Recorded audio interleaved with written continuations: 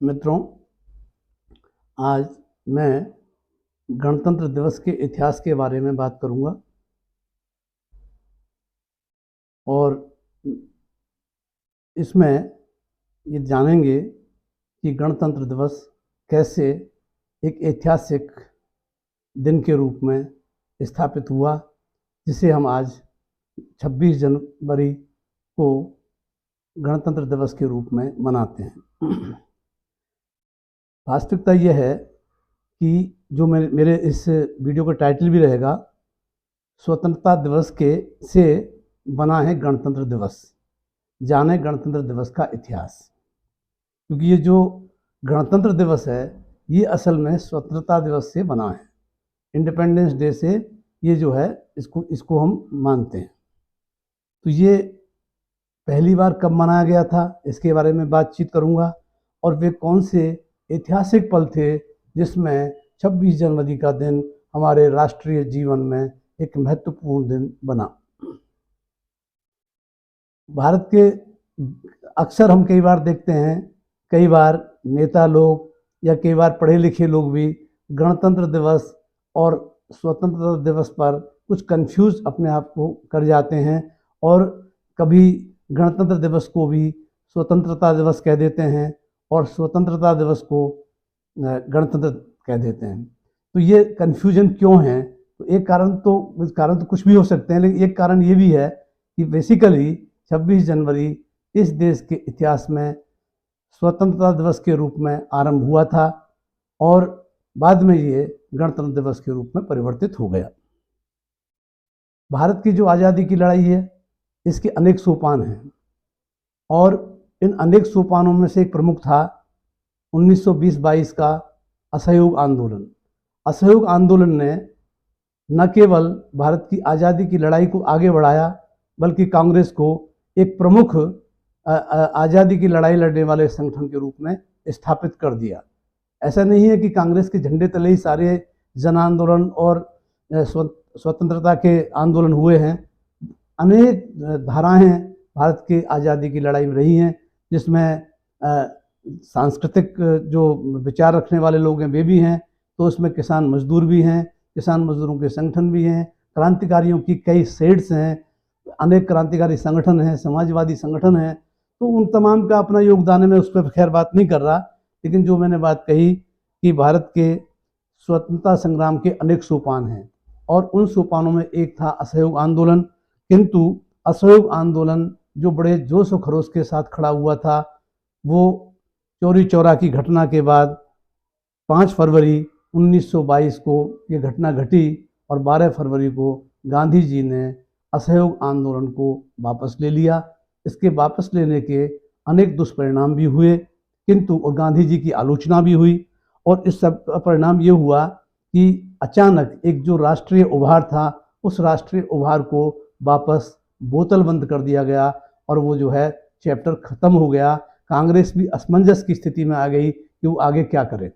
गांधी जी ने असहयोग आंदोलन वापस लेते ही रचनात्मक कार्य के लिए लोगों को प्रेरित किया कि लोग जाकर के हरिजनोद्धार, अछूतोद्धार और छुआछूत के विरुद्ध काम करें, खादी का काम करें, और कृषि बागवानी आदि आदि जो भी रचनात्मक कार्य हो सकते हैं राष्ट्र निर्माण के, उसमें लग जाया जाए।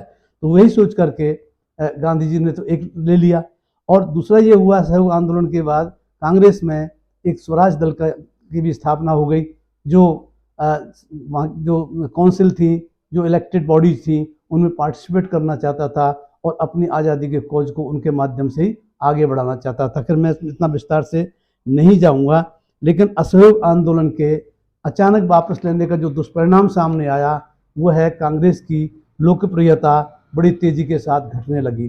जैसे एक उदाहरण मैं देता हूँ, 1921 जबकि असहयोग आंदोलन को चलते हुए लगभग 1 वर्ष का समय हो रहा है, तो उस समय अकेले उत्तर प्रदेश में कांग्रेस के सदस्यों की संख्या 3,28,966 तक पहुंच गई थी, और उसी समय बिहार के कांग्रेस के सदस्यों की संख्या 3,50,000 थी। इसके बाद हम देखते हैं कि 1922 के प्रारंभ जनवरी में ये जो उत्तर प्रदेश है, यहाँ पर 9 लाख लोगों ने सत्याग्रही के रूप में स्वयंसेवक अपने आप को भर्ती करवाया, एनलिस्ट करवाया, एक वॉलंटियर, सत्याग्रह का वॉलंटियर, सत्याग्रह का स्वयंसेवक। तो 9 लाख लोग उसमें रजिस्टर्ड हुए, किंतु 12 फरवरी 1922 को असहयोग आंदोलन के वापस लेने के परिणाम स्वरूप ये सारा जो उभार था, राष्ट्रीय उभार, वो खत्म हुआ।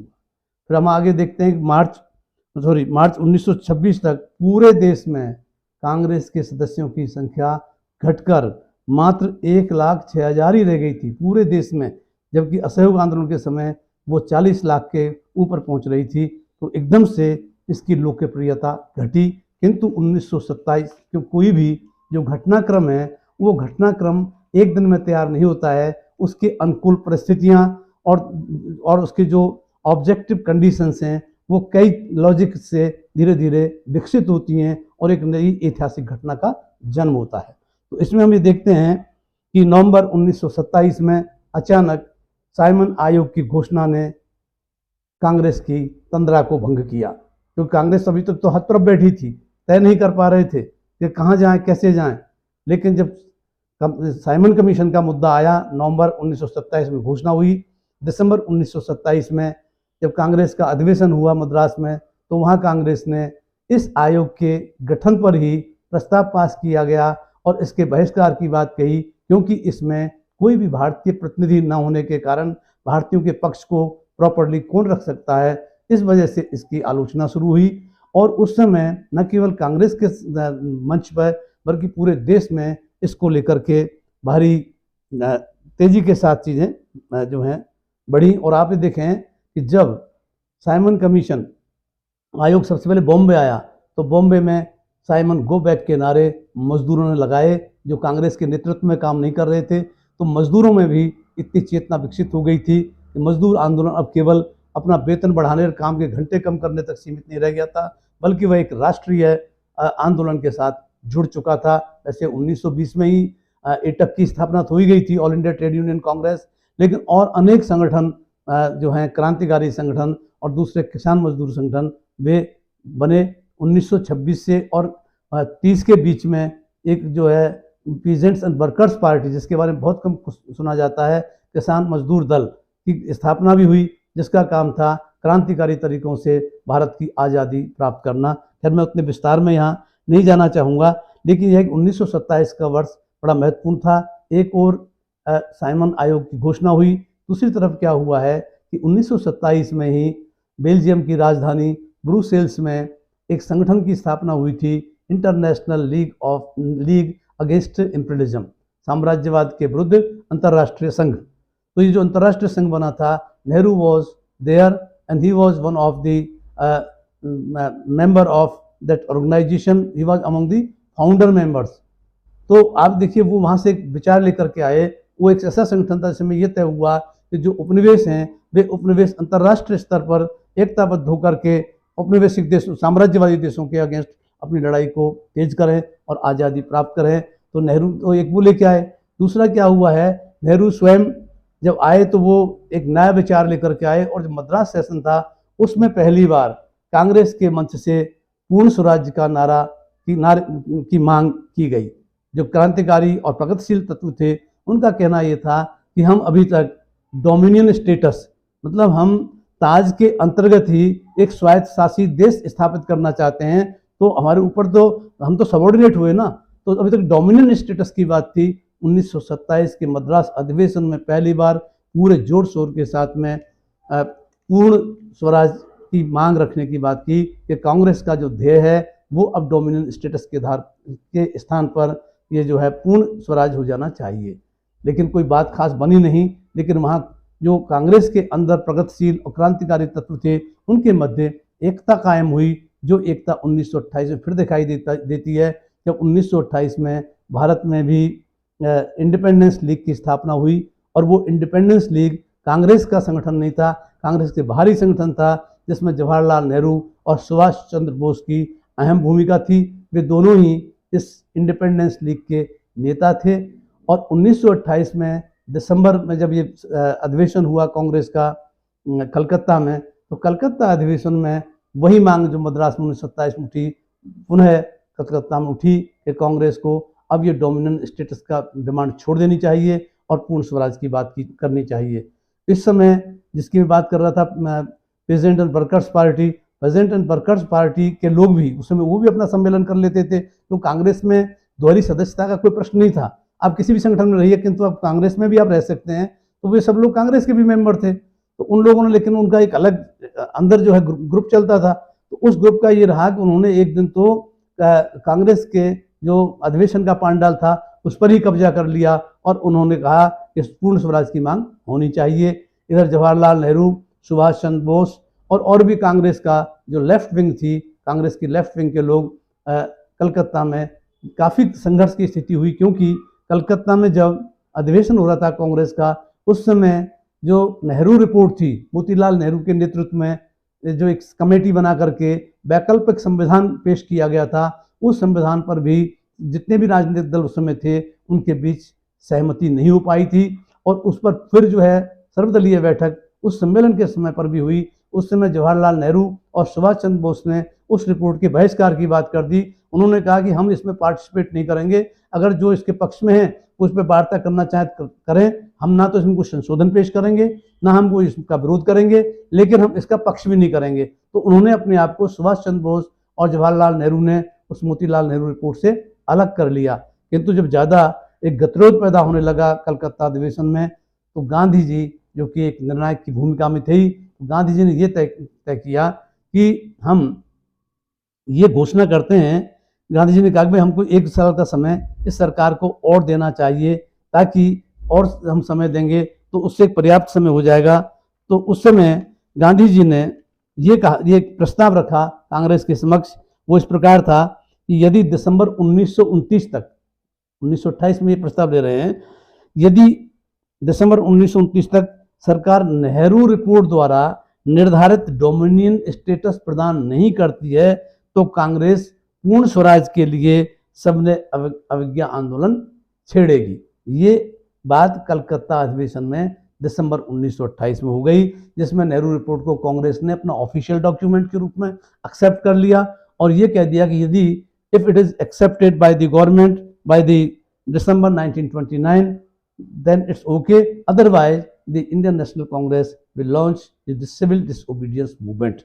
so ये घटनाक्रम जो 27 में आपके साइमन कमीशन के बाद जो शुरू हुआ, उसके बाद धीरे धीरे आंदोलन एक अपनी दिशा पकड़ने लगा। और 1928 के बाद दिसंबर 1929 में लाहौर सम्मेलन हुआ। उस समय तक हालात और बदल चुके थे। एक तरफ तो कांग्रेस में जो प्रगतिशील और वामपंथी तत्व थे वे काफ़ी हावी होते जा रहे थे।